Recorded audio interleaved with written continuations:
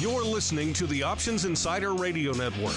For more quality options programs, visit www.theoptionsinsider.com or search for Options Insider Radio Network in your podcast provider of choice. Listeners can also access all of our programming through our mobile app, available in iTunes and on Google Play. Don't forget to follow along with your favorite programs and submit your own questions for the hosts at twitter.com/options, facebook.com/theoptionsinsider, or via questions at theoptionsinsider.com. Welcome to Volatility Views, the premier program for volatility traders. Each week, we'll take a deep dive into the world of volatility with in-depth analysis, trading activity reviews, strategy breakdowns, cutting-edge education, and much more. We'll also bring you exclusive conversations with the traders, researchers, and asset managers who are reshaping the volatility landscape.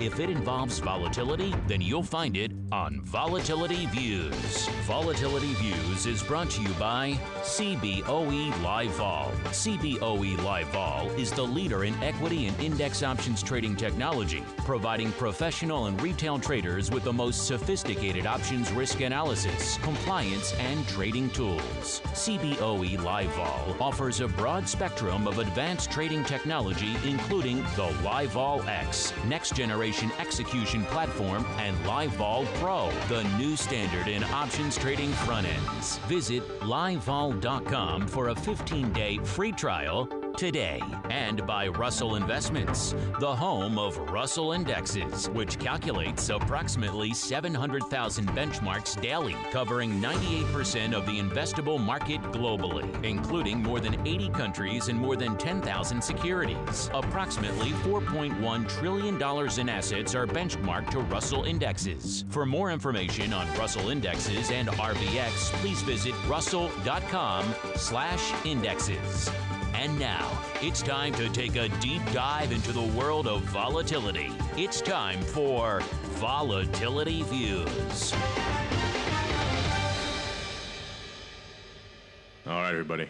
That music means it's time, once again, for Volatility Views, the premier program for volatility traders. My name is Mark Longo from theoptionsinsider.com, as well as, of course, from the ever-insightful Options Insider Radio Network. Easiest place to get all of our great content. Of course, our website, theoptionsinsider.com. If a lot of you guys are out there, you're always listening to the shows. I know we're out there on a ton of different third-party platforms, your iTunes, your Stitchers, your TuneIns, all these different places. You can get our content just about everywhere. A lot of you guys might live out there a lot and maybe not come to the website every now and then. Maybe you don't realize. Maybe you're new to the network. You don't even realize we have this crazy flagship of a website that has all this great content on it. Or you live on social media on the networks and you don't go there. Either way, check it out. It's got a lot of good stuff. Got breaking news, got a lot of great unusual activity, articles, analysis, education, all that fun stuff. Head on over there. I think you're going to like what you find over there. And of course, if you live in that ecosystem, we're available in all the big stores, including the app stores. So grab our app, iOS, Android, and the beloved Fire OS. We try to make our stuff available on as many platforms as possible to make it easy for you guys, including this program live streaming every Friday, 12 p.m. Central, 1 p.m. Eastern, via Mixlr, M-I-X-L-R. Grab that live link whenever you see us over there at Options on Twitter or StockTwits. We tweet the link out all the time. And then you too can enjoy the live party that is Volatility Views. A weird party it may be sometimes, but a party nonetheless. And joining me for this crazy volatility party, let's go in order of proximity to the studios today. So let's start off with the Greases and Meatballs. I'm not sure where he is, but I know he's closer than our second cohort. So let's start with him. Mr. Greasy Meatball Mark Sebastian from CarmenLine.com by way of Option Pit. How are you doing today, sir? And where are you in the grand spectrum of Option Pit HQs? Ain't no party like a volatility party because a volatility party don't stop. Ain't no party like a volatility party because a volatility party don't stop. I am in beautiful Riverside, Illinois, one of the 10 towns that changed America, at my home office, sitting out enjoying this gorgeous weather. Of course, Russell has to be in Mexico. By the way, I let the cat out of the bag there. When it's 65 degrees in Chicago in February. So, granted, it's probably a lot nicer there. So, speaking of which, let's kick it out to our boy over in Mexico. CC, Mr. Rhodes, joining us in his continued globe traveling tour here on Volatility Views. I think he's trying to one-up himself every week for how he can tune in from a more far-flung location. So far, it's been, I think, Kamloops, and we almost had Krakow, then we got London, and we've had a few other places, many times from Oklahoma, and I think we had Hong Kong once even, and now, of course, heading south yet again, this time, not as far, but still pretty far, over there to Mexico City. How are things, Mr. Rhodes? And don't drink the water, sir. I've got an Evian sitting right in front of me, so I'm in good shape. Things are great. It's like 80 and sunny all the time here. I might not come back. And everything. Oh my God. I don't want the hate mail, but thank God for Donald Trump. Everything is so cheap here right now. Oh my gosh. It's like the coffee that cost me $5 at Starbucks in the U.S. is like 75 cents. Oh wow. It's unbelievable. Yeah, I'm coming back. I might even buy Mark Sebastian a souvenir or two. Oh, that'd be nice. I'd like that. That would be I would really like that. That would be altruism on the next level, sir. And speaking of it, let's give some back to our listeners by diving on into the Volatility Review.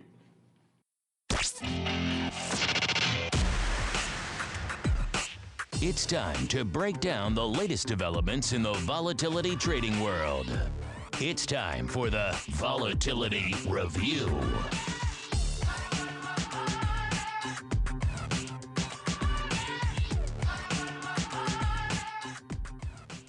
All right, everybody. Welcome to the Volatility Review. Like the man said, this is the portion of the show where we break down what was moving, what was shaking, rocking and rolling, catching our eye in the week that was and indeed still is from a volatility trading and analysis and trending perspective. We are recording and streaming it live here, noon Central here, 1 p.m. Eastern on Friday, the 17th of February. An interesting week as we're setting out the week here, closing up accounts before the long weekend here in the U.S. Of course, President's Day on Monday, listeners. So no live option block, I'm sorry, on Monday. So I apologize for that in advance.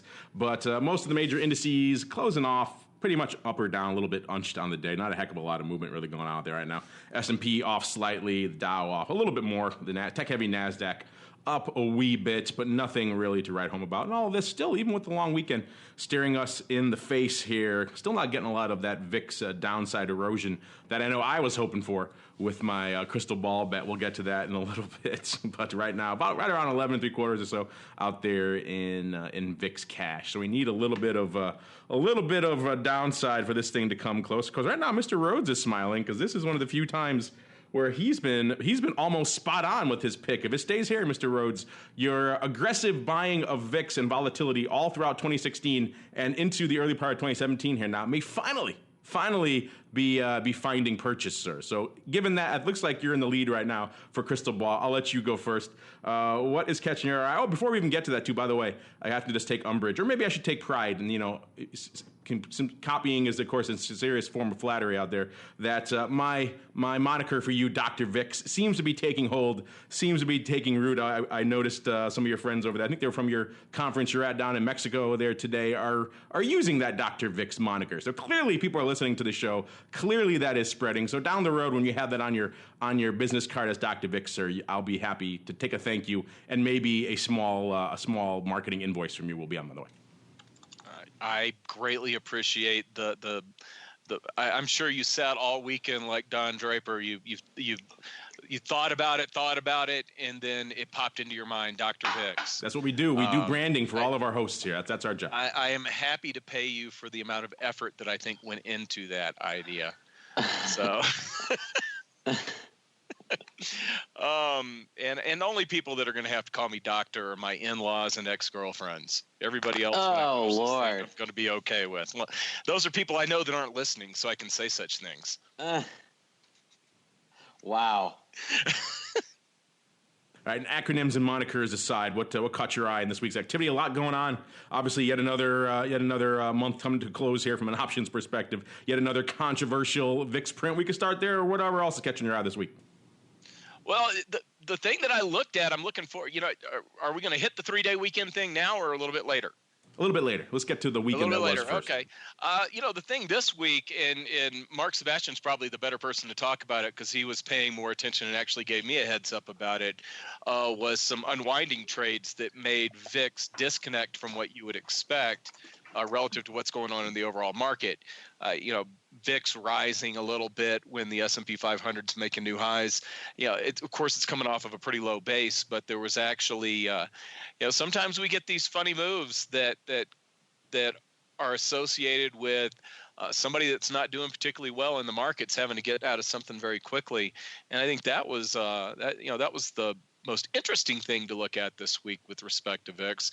Skew creeping a little bit higher. You mentioned that in an email you sent out a little bit earlier.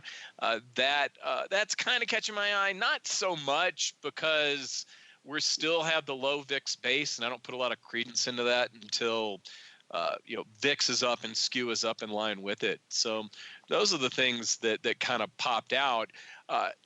Down here, I'm at an academic conference, and I did attend. I've got to digest this one, but I did want to bring this one up.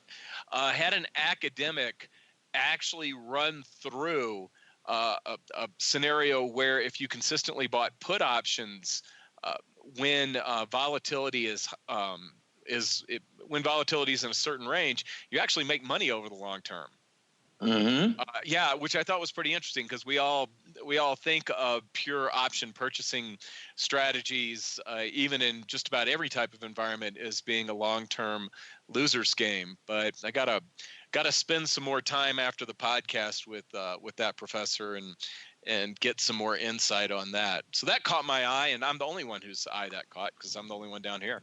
That would be interesting. 'Cause you're right. We have talked about it before. We get that email regularly and tweeted at us, particularly around earnings season. Which approach is best, long premium, short premium. We've discussed on the past. Or I think you've even said in the past the data has kind of been inconclusive. Both ways are kind of equal losers at the end of the day, or equal small winners, however you want to look at it. That would be interesting to dig into that guy's data a little more and see exactly if he has some concrete approaches. Not talking specifically about earnings, I know, but still maybe some of that can be overlaid to that topic as well. Speaking of overlays, Mr. Sebastian, I know you're busy out there, not just overlaying, but of course, as we talked yesterday on the option block, slinging all those biotechs for Carmen Line Capital. But I know you have a couple of things that were catching your eye this week from a volatility perspective. I know that that VIX print has been kind of lingering in the back of your brain, so if you want to start there, go for it. Then also, we touched a little bit on option block about this, if you want to get into, like Russell said too, about the, I think you can call it the discord between maybe what was going out there in VIX and SPX and some of the other interesting trades you saw out there that were kind of causing this interesting feedback loop in VIX as a result. Have at it, sir. And the timing of this guy's trades, well, I mean, could he have picked a worse day for VIX traders to start to get basically a margin call on his SPX positions? So what had happened was the guy had on a trade that most of us here like. Long one, short more in call options. So, I mean, I'm a big fan of bull 1x2s and 1x3s where, I think we're trading, 23.40. I often look at trades that would involve me buying the 23.5 calls and selling the 23.75s on a ratio. And that's what this mutual fund did. Catalyst Hedge Funds, I believe it's called. It's not Catalyst Hedge Fund. It's Catalyst Hedged Fund, symbol HFXAX. And unfortunately for them, they didn't shut down their trades when they were essentially worthless. So with the huge rally that we had, our fund manager over there learned a really good lesson on how gamma and convexity and acceleration can all turn into serious problems when the market just moves in one direction. And so starting Wednesday morning, this guy was basically forced to cover somewhere north of 100,000 call options. If you want to know something that creates a bull market with a rising VIX, it's somebody having to cover call options. So what happens here? Well, the market makers all know that this guy is short. Our friends with the red and blue jackets had I believe were heavily on the other side of this trade. So knowing that you're going to sell calls, what would you do, Mark or Russell? Russell, if you knew you had to sell out of the money calls, I would be generous to the client. What would you do? I would be generous to the client and customer. I would offer him very reasonable levels I would come in and I would not at all, take advantage or game the system in any way that would adversely affect the client, because I'm all client and customer facing all day long. Correct, and there's no way you would ever buy futures ahead of time. I would never front run any deltas ahead of them. I would let them get in first. I would say, no, you sir first. You first to the spoos, sir, of course, because that's the charitable way to do it. We're all gentlemen here at the end of the day. Oh, for sure. So, needless to say, that's not how markets work, folks. A bunch of deltas were getting bought way ahead of time, and it drove the market higher. You can actually see a lot of these big prints align with some of the big market moves. So this guy got his lunch handed to him, and he may not know it, but he may not know it yet, but he's going out of business. He just might not know it yet. Well, it sounds like when we talked about a little bit yesterday in option block 2, and I had a chance to look into it a little bit after the show. This is not his first rodeo. He's been bitten by this a couple of times before. And if once I can't really forgive it even once, because as we kind of said yesterday, this is kind of trading. You put it on, you have that much short premium to the upside. You have all these naked short legs hanging out there. It's kind of a given that you have to watch this. You have to babysit it. This is not a Ronco set it and forget it, go away and play golf. Oh, it's spiking. This is coming against me kind of thing. You have to really be on it. So to have it go against you once is probably not that forgivable, but multiple times. Then if that is the case, if that is really this guy continues to go to the well and get burned and not learn his lesson, then maybe he shouldn't be managing money. At the very least, should not be utilizing the strategy anymore. It's come back to burn him quite literally multiple times now. So yeah, this is just a good reminder for everyone out there that everyone, doesn't matter how big or how much size you have going on or how big your fund is, you can all make boneheaded maneuvers and repeatedly do so over and over again and not learn from your experience. It's a nice little reminder for all of us. Speaking of reminders, we're coming up on a big holiday weekend here, so a lot of questions always come in around this time. What's going on with the VIX? What's going on with S&P implied vol, or maybe the vol of pick your product? I don't care, Apple, whatever, corn, whatever it is. People are always writing in about around this time. What's going on? These numbers seem funky. What's going on with the decay? Why is it happening? It's always a bit of a mystery around this time exactly when the decay is going to start coming out. Remember, listeners, there's an extra day to factor in. There's Monday now as well, closed for the President's Day holiday, and that always throws a bit of a wrench into the works. Market makers get aggressive. They start taking it out maybe on Wednesday night. If they got to wait. Maybe there's a non-farms. They wait till Friday afternoon. It's all sorts of mystery and voodoo that goes on in there. Luckily, we have the soon-to-be Dr. VIX to break it down. And he did so on his blog. You can check it out if you want to read it for yourself, listeners. VIX and 3-day weekends over there on the CBOE blog. Mr. Rhodes, since you were kind enough to write all this up in great detail, a lot of great visuals, by the way. Let me plug the visuals. He's a visual man. Break it down for us, sir. What did you find in your in-depth research?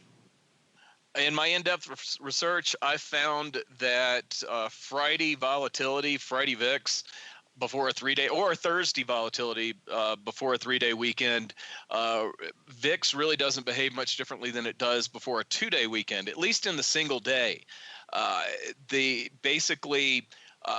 When you just look at non-holiday days, and then I'm going to talk about Monday as well, you've got a 63% chance that VIX is going to be up on a Monday, and about a 36% chance it's going to be lower. On a Friday, just a 2-day weekend, no holiday before, no holiday after, you got about a 37% chance that VIX is going to be higher and 62% chance it's going to be lower. Now, you can probably put the non-farm payrolls in there as influencing that just a little bit because I think we get a little boost going into that Friday. But still, those numbers are pretty dramatic if you think about it. And so then I looked at 3-day weekends, and 3-day Thursdays and actually a 3-day Friday, you have a slightly better chance of VIX being higher. We only had 122 observations, but 40% of the time, and this is going back to 1990, VIX was actually up on a 3-day weekend Friday. And then when we came back in, and this is where it's really dramatic, it's the post 3-day weekend. Post 3-day weekend Mondays, you got an 85% chance VIX is going to be higher. Post 3-day weekend Tuesdays, like what we have coming up, you have about a 3 and 4 chance of VIX being higher. So what I think, and I got to do more work on this, I ran out of time, and you kind of hinted at it, I think there's very much of a possibility that before 3-day weekends that maybe some of the vol starts coming out on the Tuesday. For instance, yesterday. Well, no, Thursday. Yeah. on Thursday.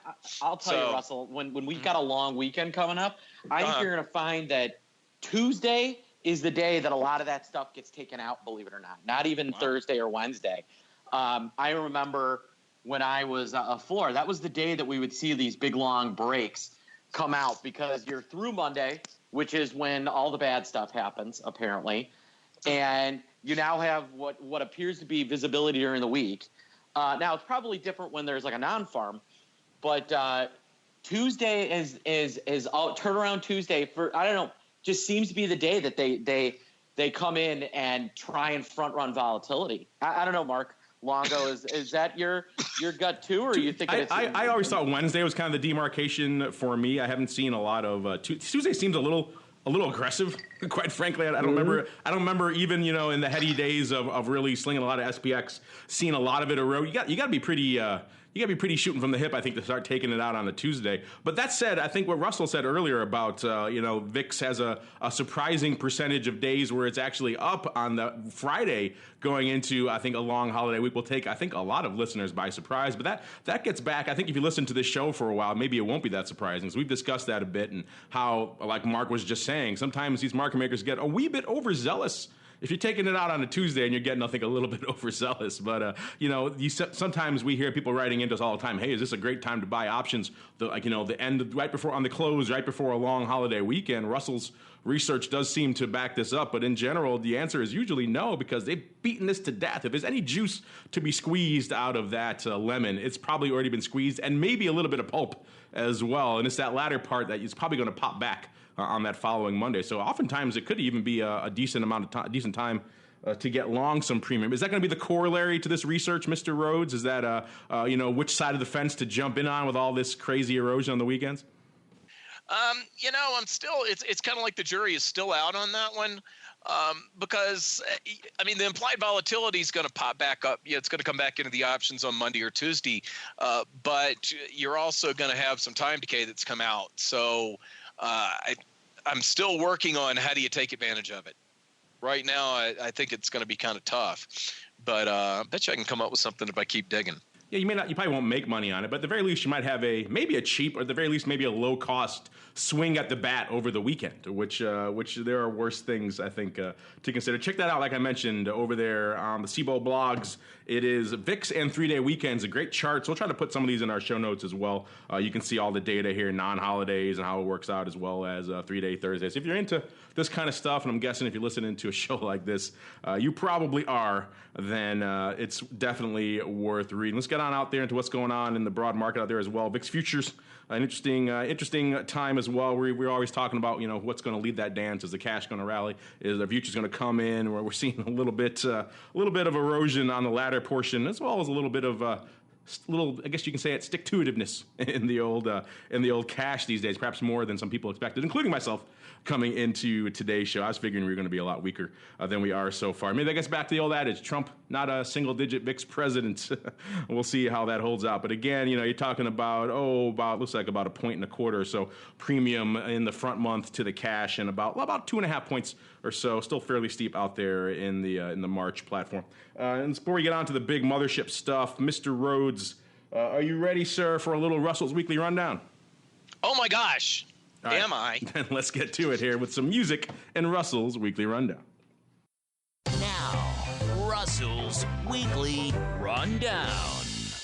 It was a hot week this week, listeners. Spoiler, a lot of activity going up, pretty heavy volume week, a lot of days, over 1 million, which we like to see out there in VIX land, gives us a lot of stuff to sink our teeth into, and also gives Mr. Rhodes a lot to talk about here in his weekly rundown. So, Mr. Rhodes, I know you've been busy dodging the revenge down there and also talking to a lot of volatility academics, so it hasn't all been diet management, but as I repeatedly slander all of our listeners south of the border, I do apologize. But that said, what's been catching your eye this week from a volatility perspective in the weeklies? I swear I'm going to be the only person in the world that goes to Mexico and comes back fatter. So this past week on the 15th, on Just Wednesday, drink some water, and you won't come back fatter. So on the 15th. We had somebody looking at the March 1st options, which I thought was kind of funny. It was just a risk reversal. Somebody sold 10,000 of the 12 puts for 50 cents and bought 10. Did I say 12,000? 10,000. bought 10,000 of the March 1st 13 calls for 75 cents. That one, it's still sitting out there. And if they get some, so I guess they're just looking for some sort of spike to the upside, maybe just hoping that VIX closes above 12 when we get close to March 1st expiration. Maybe they're looking for a little bit of a boost of volatility going into, I believe we've got a Fed meeting that day, or it's going to be shortly after that. And then that would be the expiration before the February employment number that would come out that Friday. And then also I came across looking at and darn it, I took a bunch of notes and I forgot to write down the freaking expiration date on this one. But I came across where somebody has been doing a bunch of bearish spreads, and they spread it out over like 3 days. They basically were selling they're selling the 15 calls and buying the 16 calls. They did this for anywhere for a credit between 10 cents and 21 cents as VIX move higher. And this was the previous week, not the week that we're talking about right now. I think they were using I think we're looking at the March 1st options once again. So a couple, a fairly, maybe it's the same guy. Somebody did about 5,000 bear call spreads, anywhere between 10 cents and 20 cents between February 3rd and February 8th. And then this past week, somebody doing a risk reversal, probably hoping for a pop in volatility between now and I guess now and the end of the month. Now, because March 1st settles on the open March 1st.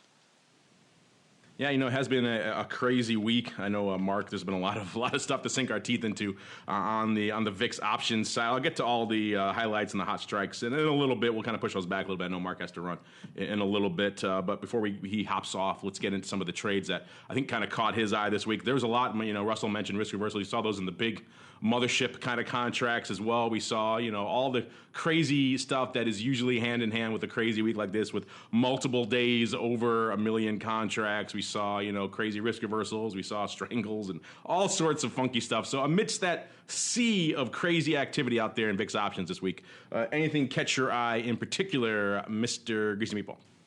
Well, we saw the curve normalize, which I think was really good because the April had been way too expensive and March had been too cheap. That normalized a little bit. But really a lot of what I'm seeing is huge May and April risk reversals where they're selling put and buying call spreads. I've seen a lot there was a big May 1732.5 call spread that went up. And then there's been just some really big April trades. I'm trying to remember what were some of the ones. There was the biggest one I've seen today was the April 12.5 20 risk reversal. I've also seen a big April 24 call buyer, paid 49 cents on like 50,000. That's our friend, I think, at Morgan Stanley. So we've just seen big risk reversals. What I am noticing is that, there's not a lot of big trading on the 30 strike, but the new strike du jour is the 17 strike. Seen a lot of interest in May and in April, 17 calls. There was a big May call buyer today. They bought a few thousand of them already. And there was a few big April calls as well. Not a lot. What's surprising is that there really isn't very much in March.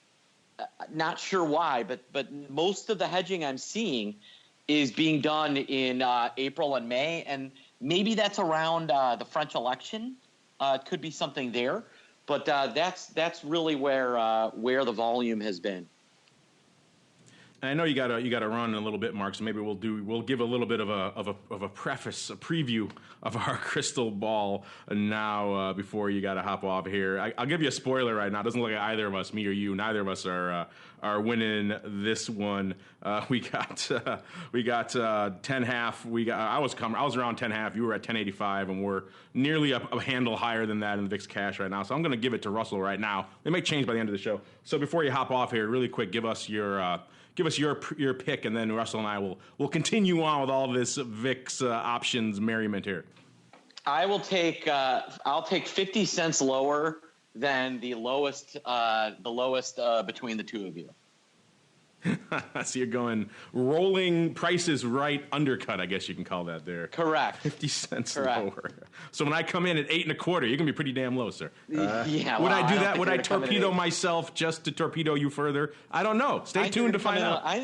I think you're going to come in at 11 1/4, so I'll take 10.75. You've given me great power over you now, sir. Now the question is, how do I wield? I've won a bunch last year. I don't need to win next week. I can throw myself under the bus just for fun.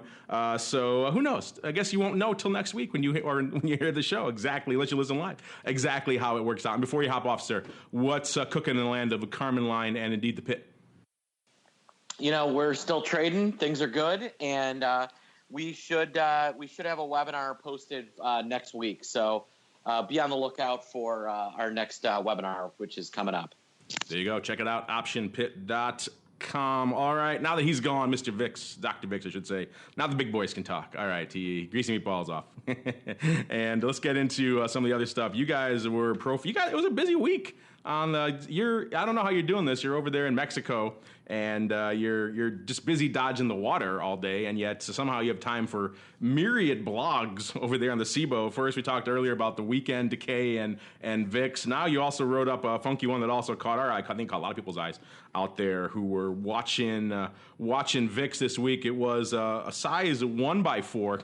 If you listen to this show, you can guess how it probably went up. But that said, maybe the term structure out there, some of the skew may have thought you were leaning the other way. It was a March 1522 1x4, and if it was any other index, maybe you'd definitely be leaning towards the 4. But out here in VIX land, that's a fool's errand. We saw some size going up on that, and it was so attractive to you, Mr. Rhodes, that you took pen to paper, or should I say hand to keyboard, and wrote it up for the CBOE. So break this one down for us, sir. Again, check out the blog. It's called Block Trade Analysis, Large Bullish 1x4 VIX Options Trades, if you want to see all the cool, juicy visuals. That said, Mr. Rhodes, break it down for us, sir. Well, I actually I mentioned in the blog that I wasn't 100% sure, and I was guessing before I got confirmation from the pit that I actually thought that they may have been selling the 15s, and maybe it's just because everybody has been so. It seems like every big trade has been looking for low volatility, especially something like that. Maybe if they had sold a put in addition to the trade, I would have thought that there was a bullish bent to it.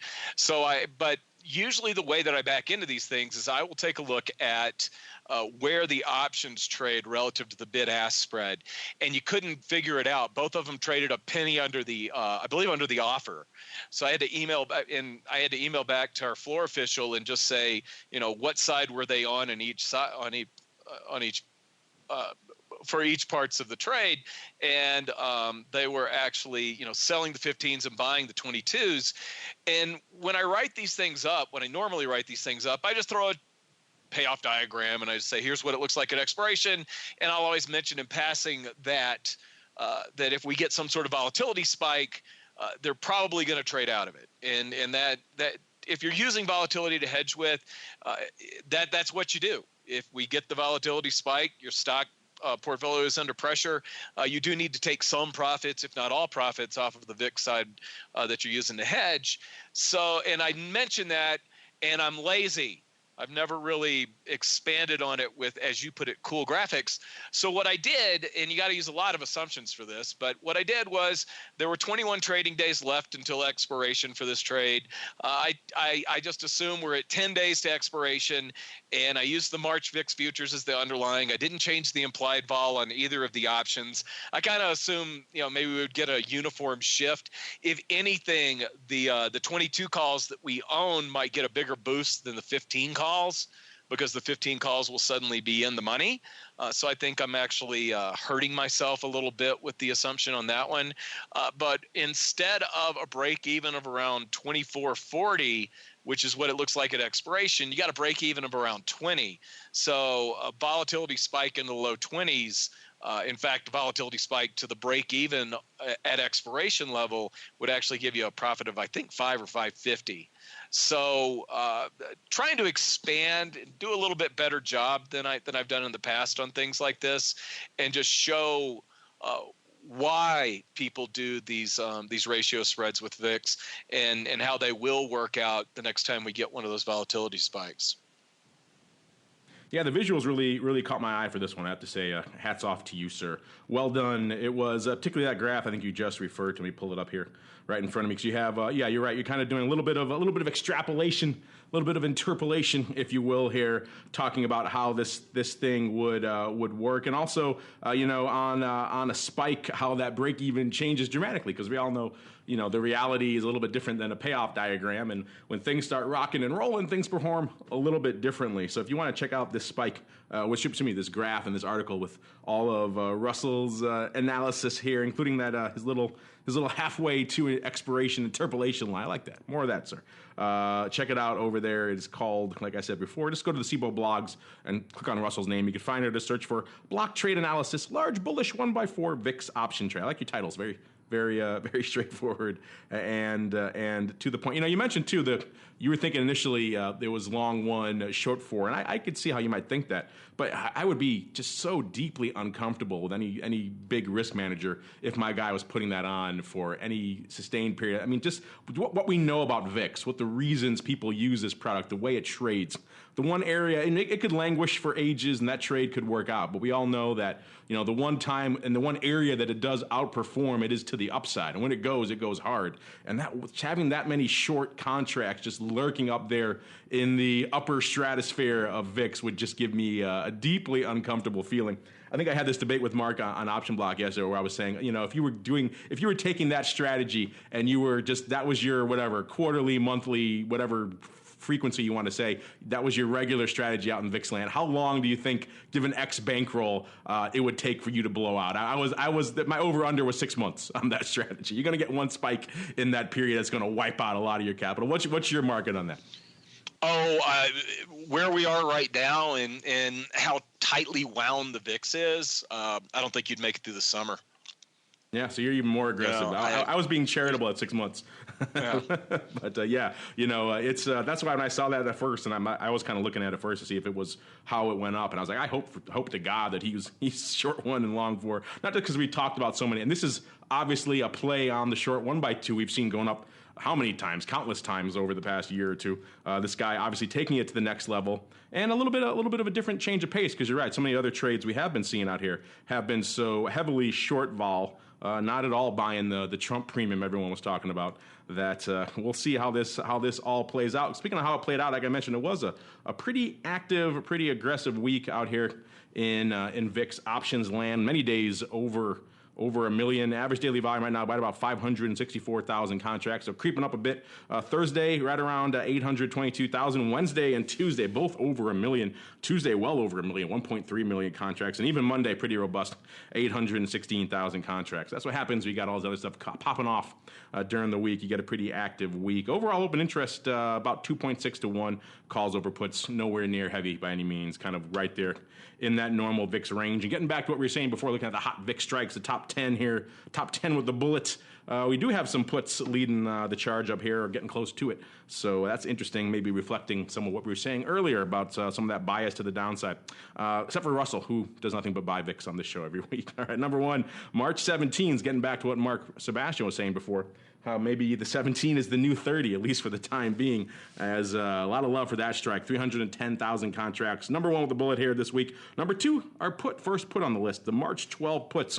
What Mark was saying before, not a lot of love for March, but on our list this week there certainly is. March 12 puts, number two, 280,000 contracts. Number three, April, April 20s, 271,000, and then drops off a bit to number four, the April 25s, 232,000 contracts. Number five, the March 16s, a little less optimistic really. March 16s, 230,000 contracts. Drop off a little bit again to number six, the March 18s, 207,000. A little more optimistic again. Number seven, the March 23s, about 200,000 and change. And second put on the list, number 8, the March 15 puts, 188,000 contracts open there.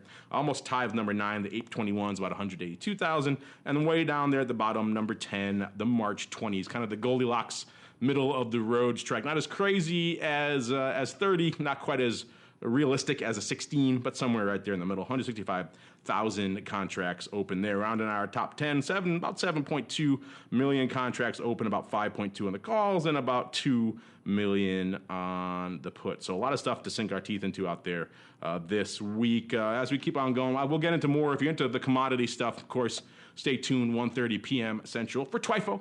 This week in Futures Options, we'll get into this stuff quite a bit here. But it is worth mentioning that yet again, crude vol just taking it on the chin yet again this week. You know, OIV, OVX, both kind of in the doldrums there, both hovering around a 26 right now. So it seems like a distant memory, Russell, when we were talking about how that floor was in the mid 30 range. We're about 10 handles shy of that now, and no sign of crude vol coming back to life anytime soon. Has this extended, protracted malaise of crude volatility, has this really surprised you, or is this kind of what you expected out here, given what we've seen out there in the big WTI and even products like USO?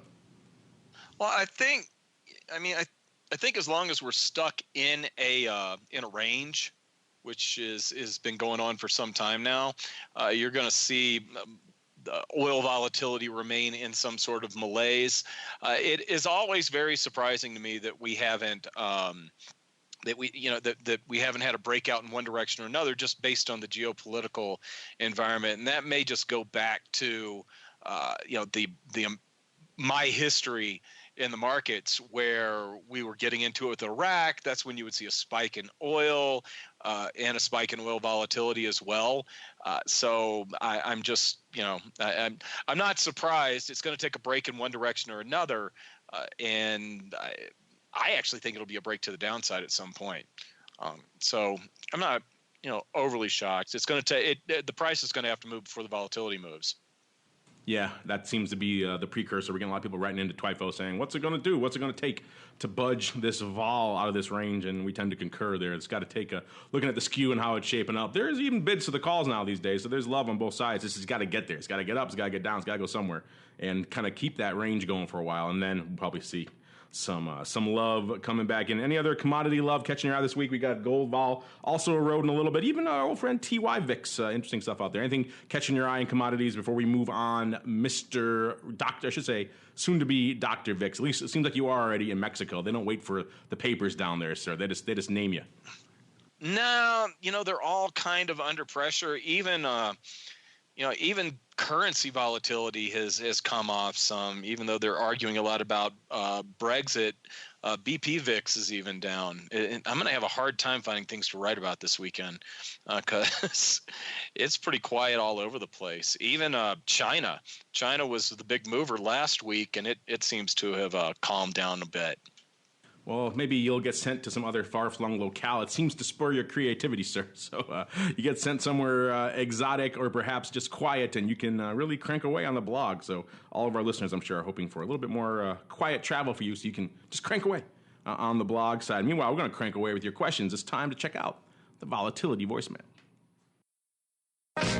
It's time to share your thoughts and opinions with your fellow volatility traders. It's time to check the Volatility voicemail. Make your voice heard by dialing 779-669-4VOL. Posting a comment on the optionsinsider.com, sending an email to questions@theoptionsinsider.com, or posting your questions to twitter.com/options or facebook.com/theoptionsinsider.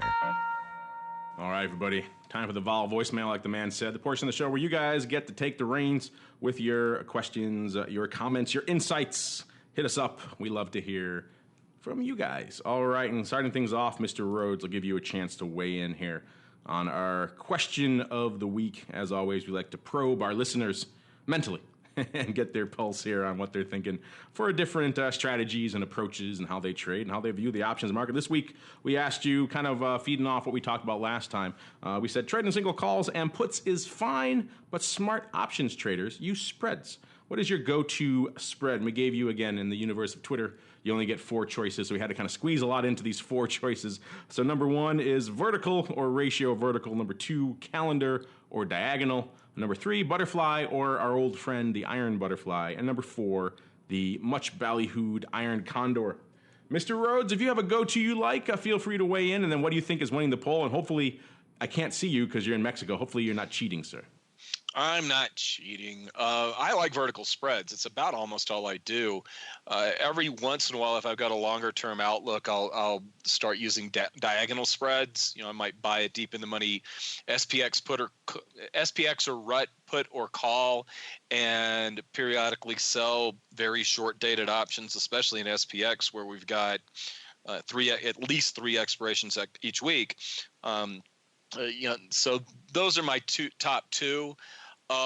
I would guess that it's kind of even across the board because everybody, and just from the questions that I get in my current job, where different people ask about different all four of those seem to come up equally. In fact, I probably get fewer questions about vertical spreads because they're a little bit more straightforward. Yeah, it was an interesting one. It's kind of coming to a close. If you haven't voted yet, listeners, vote again. Vote. You got to think until tomorrow when that one wraps up. And so far, it was kind of neck and neck earlier in the week. Seems like verticals have kind of pulled ahead, 41%. So you're feeling the love that you're feeling over there, Mr. Rhodes. And there is a certain appeal to simplicity, of course. We added ratio vertical in there to make it a little bit more sexy and daring, and our friend there in VIX land would certainly be checking off the first box here today. Number 2, butterfly and the ironfly. So interesting. I tend to lean on the latter of those two, but kind of half dozen, 1/6 the other. Pick your poison. One involves a little bit more Tums popping than the other, so whatever floats your boat. Number three, 21% for the calendar / diagonal. Number 4, no love. No love at all for the Iron Condor. We gave it its own line. I thought it would be so popular, Mr. Rhodes. Maybe that's fallen out of favor. It seemed like for a long time there, and I'd say the around 2010 or so, that was like everyone and their mother. They could not get enough Iron Condors. It seemed like, you think that's fallen off now? You getting and maybe over there in the Options Institute as well, not a lot of love for those anymore? Well, I think the more sophisticated option traders that are paying attention to what we talk about, what we're doing, probably lean more toward the index options. And I think you do, since you have the cash settlement process with an index option, you're probably more prone to do a butterfly as opposed to doing a condor. So that may be why the condor is, and I'm looking at it now, I cheated after the fact. Just to see what the numbers were. So I wonder if that has something to do with the iron condor lagging so much, because the butterflies probably, an iron butterfly at least, is probably a more attractive trade, especially when you're dealing with cash settled options. Well, I've always been more of an iron butterfly fan. One of my favorite quotes, our old buddies here on Volatility Views, the VolX guys, and Don Schlesinger used to say, "An iron condor is an iron butterfly for cowards." And I've always liked that quote. Feel free to appropriate that in all of your education there, Mr. Rhodes. Speaking of people writing in, we got a comment here. I like this. This goes back to what we were just talking about. A little live tweet here from the show. John, I'm going to try to pronounce this, Heider Scheidt. He says, referring to that VIX 1x4 we were talking about earlier, he says, I better hope we don't invade Iran with that trade on. And yeah, he's completely right. This gets back to what we were saying before, that trade, that short units to the upside in VIX, any ratio, let alone short 4 like that, or net short 3, is a dangerous thing. But you're getting that heavily short. It's over time that trade loses. It's just a guarantee. It's just a question of how long you can skate until that does. And as our friend pointed out here, I don't know, it might be a good blog for the weekend, Russell. What happens to that trade if we invade country X? Pick your poison. Luxembourg, Iran, I don't care. What happens to VIX and what happens to that trade? Might be informative for some of our listeners and your readers. If we invade Iran, we got a lot bigger problems than worrying about our option trades. So I'm very hopeful that I'm not even gonna hypothesize on that one. There you go. All right, moving on. This I guess people think we're because you work with CBOE. We do have our friends LiveVol here on the show. I guess people think we're tech support for LiveVol. An interesting one. Maybe you can pass this along to them from Mexican HQ there, Mr. Rhodes, this week. Nordictan wants to know, is it possible to change the default LiveVol font settings and make it larger? The current setting is simply too small for my multi-monitor setup. My screen devoted to LiveVol is a bit removed from my seating position, so I always struggle to read it. A little bit of typo there. A nice pop in this font size would be very useful. We are not LiveVol tech support. We do use them a lot. I have the screen open right now. I can't, I'll have to dig into the settings to see if that's possible. Off the top of your head, Mr. Rhodes. It's not possible, but here's the key word, yet. Ah, there you go. And if you do have thoughts about LiveVol, do not hesitate to email me, because when they go through new iterations, I will spend an hour or two pointing out things that people have pointed out to me, or things that that other people, or things that have bothered me, or things that other people have said, hey, why don't they do this or do that better? I'll give you an example. In a more recent iteration, if you're going through time and sales, I actually, where you can change the trade condition, where you can do spreads, or you have a place where you can choose between a buy ride, a combo, was it a spread trade? I'm responsible for that drop down. I was just going to say, when do they add that? I don't know. I just noticed it just now. When do they add that? Yeah, no, I actually, it was kind of funny. They interviewed me for about 2 hours about the platform, and a handful of things that I said suddenly showed up on the platform. That is awesome. Ballyhoo to you for that. That makes our life so much better. Your back on time and sales as well was one that I'm taking some credit for. I don't have all power over them at all, but I think any logical suggestions and being able to be more flexible with the platform, including the font, I do believe is in the near future. Well, there you go, Nordictan. I'll have to send this over to you. You can send it off to the LiveVol crew there. But maybe he's onto something. I wouldn't mind playing around with some of these settings as well. I know a lot of our listeners, myself included, we got monitors everywhere. It would be nice maybe to adjust different things. So there you go, a little basic and well done on the trade condition drop down, sir. I'm playing around with it right now. I'll play with it more after the show. Let's see, we got time here, a couple more.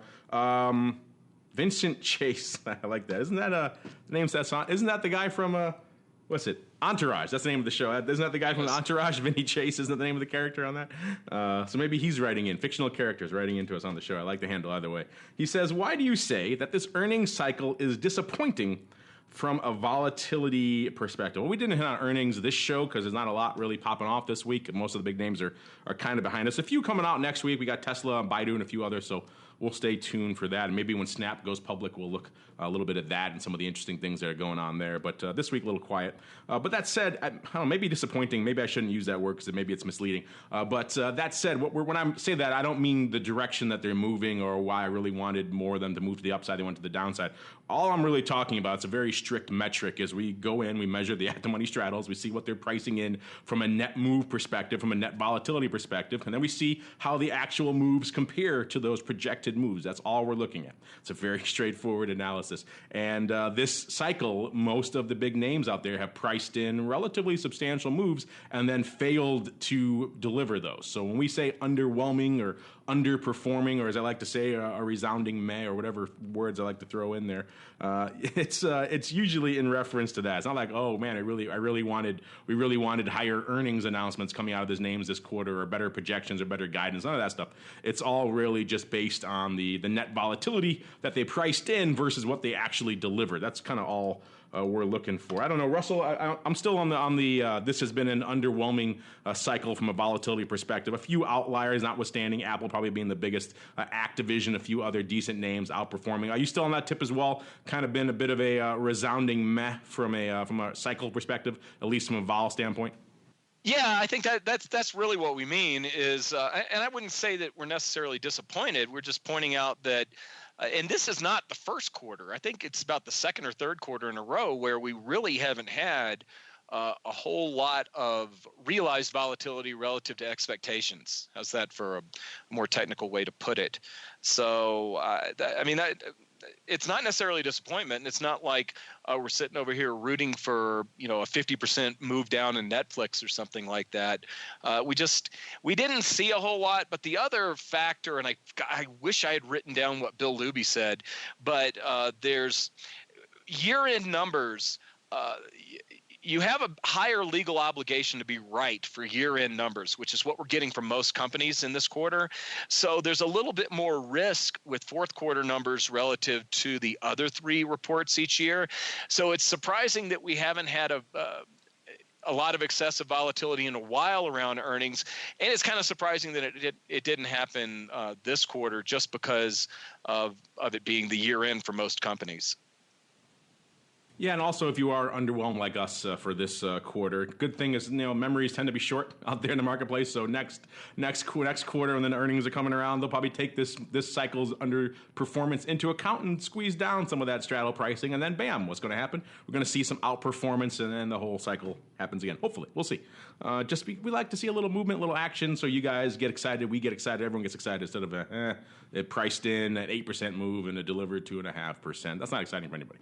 All right. That's speaking of excitement, we got to come to the final exciting conclusion of our show. It's time for the crystal ball. It's time to peer into the future and reveal what the volatility gods hold in store. It's time to look into the crystal ball. All right, everybody, welcome to the crystal ball. This is, of course, a portion of the show where we attempt to embarrass ourselves with vigor here on the program. And last week I was feeling low. I was feeling, my low oats. It worked out well for me almost the entirety of 2016. Some of those were eerily prescient, especially towards the end of the year where vol could do nothing but collapse. And then this year it's been worked out pretty well so far this year as well. Mr. Rhodes continues to doggedly buy vol, and lo and behold, even the most visually challenged of canines can find a nice piece of meat every now and then, and he has done so again this week. Mr. Rhodes looks like, about 11. You picked about 11.75, and we're about 0.2 of a handle away from that. So I'm going to go ahead and just say it's yours, sir. So go ahead. What are you feeling for next week? We already know Mr. Sebastian's going to try to undercut both of us. So what are you feeling? Go me! How about that is the second time I've won this year. Yeah, it is. That might be. Is that and twice? Is that twice your entirety of 2016? 7 weeks into the year. Is that double your entire record of 2016? I won 3 times last year. Okay, I'm sorry. One time the ghost of me won, I think. The ghost of you was crushing it. We'll give credit to your ghost. He was pretty good. I think about this time last year we put in the high for VIX. And this year has been the exact opposite. So I actually think I'm going above 12. I'm going to go 12.01, but I'm going above 12. There you go, above 12. So and that's the thing is I'm probably going to be the high guess here, and I'm guessing 12.01. I should guess I should guess 12 just to make Sebastian go 11.5 because I know he won't want that. But now I'll go lower, and then I'll make Sebastian even lower, which will be also fun. So let's see. You're going 12. Be fair. I got Sebastian dogging my footsteps to the south by a half a point here. So let's see. You're going 12. We're at around 1160 or so right now here to end the week, which is admittedly higher than I thought. We got our friend out there in VIX land shorting all the VIX all day long. Maybe he's onto something, even though I don't think so. But yeah, I don't think we're. I'm not. This is an interesting one. I'm not feeling the same love that you are to the upside, Mr. Rhodes. But I'm not feeling, again, I went aggressively downside last week, and it kind of came back to bite me. So I'm going to give us a little bit more room. I'm going to say 11.25, which puts the greasy meatball in the 10 handle. Whether he wants it or not, that's what he gets, 10.75. And, all right, there we go. No guest this week, so no guest pick. So that's going to do it for our Volatility Views segment. I should say our Volatility Crystal Ball segment. Easy for me to say. Also going to do it for our Volatility Views program for this week. But before we go, as always, let me go back around the horn, check in with my cohorts, or I should say cohort now, and see what's cooking. Mr. Rhodes, we talked about maybe some upcoming tweaks to the LiveVol platform, the trade condition, and maybe some font settings. What else is coming down the pike over there, sir? Well, we're creeping up on risk management. It's a little bit earlier than normal this year. It's March 8th through 10th. Our keynote is Ed Thorpe. I'm about halfway through his book. In fact, I'm going to go. I don't have a meeting until 2, so I'm going to go sit out in the sun and read his weighty tome, which is much bigger than any book I've written. But I'm looking forward to that. And we've got a handful of newer. We're kind of getting a rotation in the speakers, so there's going to be a lot of newer folks speaking at Risk Management in a couple of weeks. Other than that, I don't travel between now and then, so I'll come visit you in studio. Oh, that'll be fun. And then I will, of course, see you at the Risk Management Conference, because we will be out there. Maybe we'll hopefully get the chance to do our Volatility Views show. We've done it from some conferences in the past, most recently over there in San Diego for Stocktoberfest. Maybe we can do it again for Risk Management out there. I've never actually been to the California incarnation. I've always been to Florida because it's a little bit more convenient for my travel schedule. But I thought this year, what the heck? You've been talking it up. A lot of people have been talking it up to me about how I should go. So I thought I'd check it out over there in Dana Point. You can check it out, listeners, if you're in the area. Go to CBOERMC.com and check it out if you're into all this stuff we talk about here on the show. And I'm guessing you might be. It's an interesting conference with an interesting and unique, people who attend it, which is always kind of fun for us. And, of course, check out our friends over there, optionpit.com, to learn more. And, of course, if you're interested in commodity vol and all that other cool stuff, stay tuned to this network for TWIFO. We'll be live back in a little bit, 1:30 p.m. Central, for all sorts of good stuff. Maybe we'll keep something live here and streaming just to keep you guys happy, because when you turn it off and you turn it back on, you get mad at us. So maybe we'll keep it streaming just to keep you guys listening to while you wait for TWIFO to go live in a little bit. But either way, we'll see you for this program next week for more Volatility Views.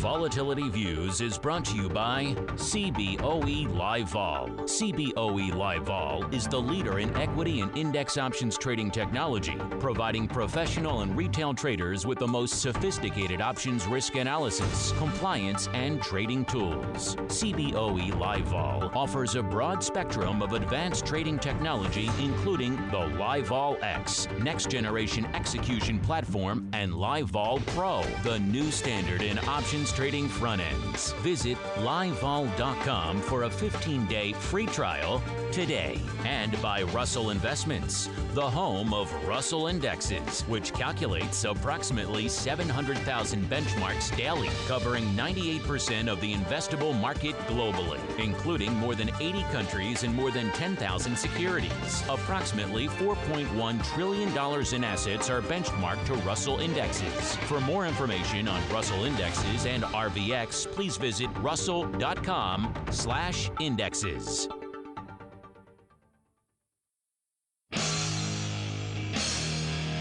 The preceding program was a production of the Options Insider Radio Network. For more quality options programs, visit www.theoptionsinsider.com or search for Options Insider Radio Network in your podcast provider of choice. Listeners can also access all of our programming through our mobile app, available in iTunes and on Google Play.